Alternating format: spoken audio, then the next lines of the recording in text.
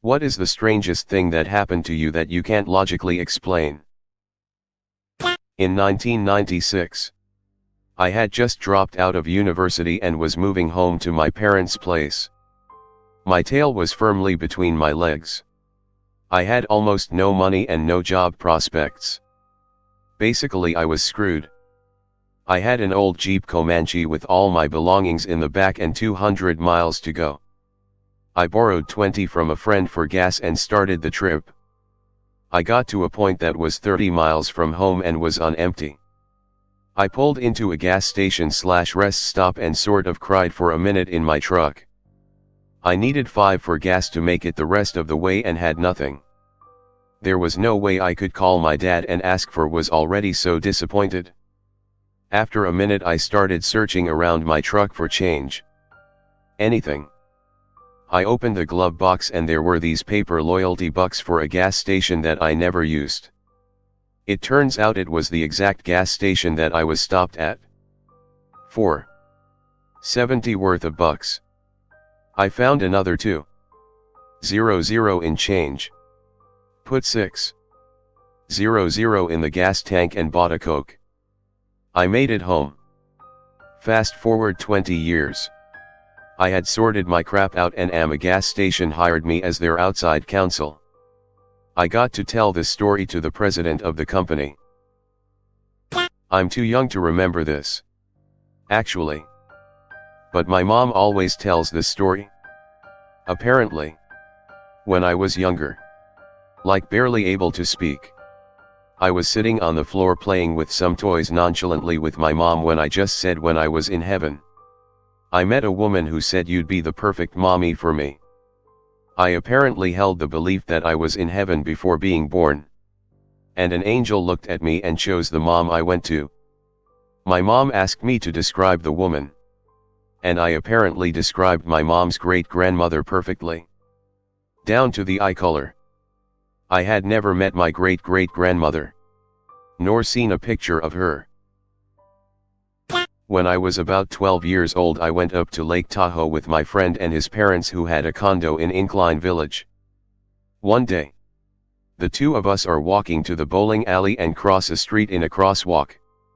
Right before we get to the curb, a car comes really close to hitting us. All of a sudden, we're both up on the curb. Like we were lifted a few feet. We both looked at each other strangely. Did you jump? No. Did you? No. We spent the next hour kind of dumbfounded.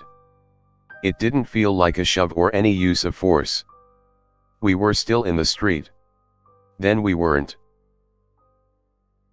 When I was 10 years old I didn't want to go to school one day. I faked a stomachache so my grandmother would let me stay home. I've always been a bad liar. So my GMA tried to call my bluff. She told me if I was too sick for school then she would be scheduling me a DRS appointment. 3 hours later I was rushed into emergency surgery.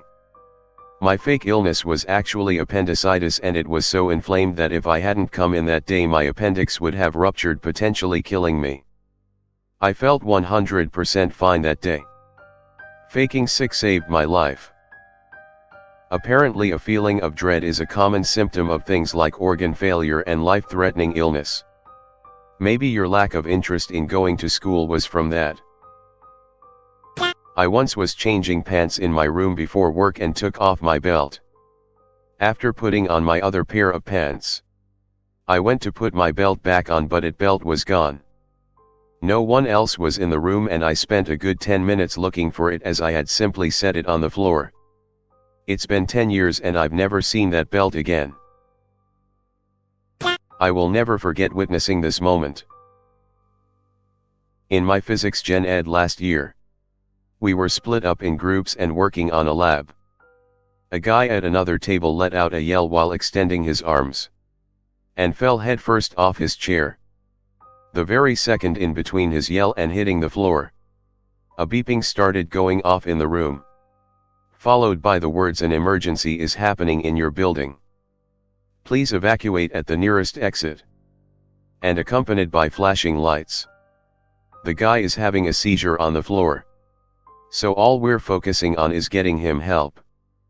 A campus police officer comes in and tells us the rest of the science buildings have already evacuated for the fire alarm.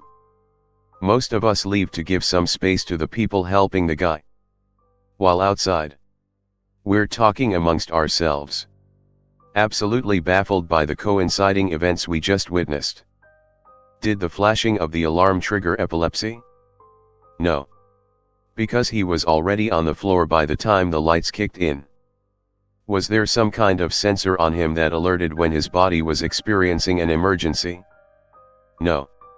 Because it was his first seizure. Just reading it might sound lame. But witnessing it and working out what was happening in real time was just eerie. TLDR. I watched a guy start having his first scary-looking seizure the millisecond before the building's fire alarm went off. I'm a firefighter and we got a call for an overdose around 3 a.m. to a rough part of our district in the middle of winter. Unfortunately, the patient was long gone and her dealer or whatever found her like that when he dropped some stuff. As we were packing up our stuff, mind you, this is a absolutely trashed mobile home. I hear something down the hall that said lights. I ask my partner if he said anything as it was just him and I cleaning up. He said no. I walk to the far end of the trailer where I heard it and shine my flashlight. I get a reflection out of the window. They have a small tool shed and it had a flickering light. It piqued my interest, so my partner and I go out there. We hear crying and notice the door is padlocked. We cut it. And this little 6-year-old girl was in there. She said her mom puts her in there when she gets mad at her. She said she got scared when she heard the sirens and didn't know what to do. To this day I have no idea what happened or where the voice came from. But I'll take the win on it. Undefined. Edit 2. Sorry for using peaked.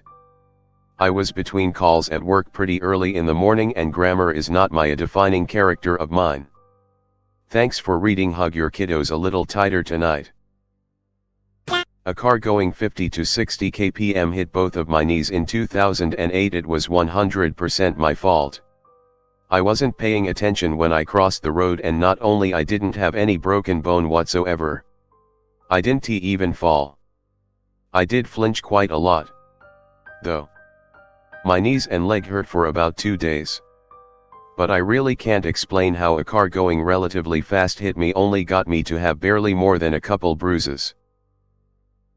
At friend's house. Friend was in garage working on dirt bike. Driveway empty because parents left a while ago. Go inside to grab a soda but decide to look for his cat, who I haven't seen all day. I walk into the office and as I'm calling her name, a deep man's voice goes meow right into my right ear. I jump and run around the main floor looking for who said that. Didn't find anyone. This one is strange to me because it was so long ago and I'm convinced I have to be remembering things wrong. I was a young kid at the grocery store and I saw this toy helicopter like Hot Wheels sized that I really wanted for some reason. I, of course, didn't buy it, but the memory of it stuck in my head. A few nights later, I had a dream where I was playing with the helicopter. But I realized it was a dream and stupid young me thought that if I put it under my pillow, it would still be there when I woke up. After that, I woke up and eagerly checked under the pillow to get it. For some reason, it was right where I left it in the dream. As a kid, I wasn't surprised to find it there as it all made perfect sense to me then. But years later I have no clue how the toy helicopter actually got underneath the pillow. I hit a patch of black ice in the dark going 60 miles per hour down the highway. At the time, I drove a 1-ton cargo van. It hit the guardrail and flipped. Not only did I walk away without a scratch, the car was drivable and I was only 30 minutes late to work. Undefined. When I was younger, in elementary school, I used to have the same dream every weekend, starting on Saturday when I would go to sleep and then waking up in the middle of the night on Sunday and throwing up. The dream was always a bunch of numbers. Not even anything happening, just a bunch of random jumbled up numbers all over the place. I never understood why that happened, where the same dream would happen on the same night every week and I would throw up every single time. I always think about it and wonder what it was, or if it was just some weird coincidence. Also, I would not have any signs of being sick before or after. Maybe someone else has experienced this? What is the strangest thing that happened to you?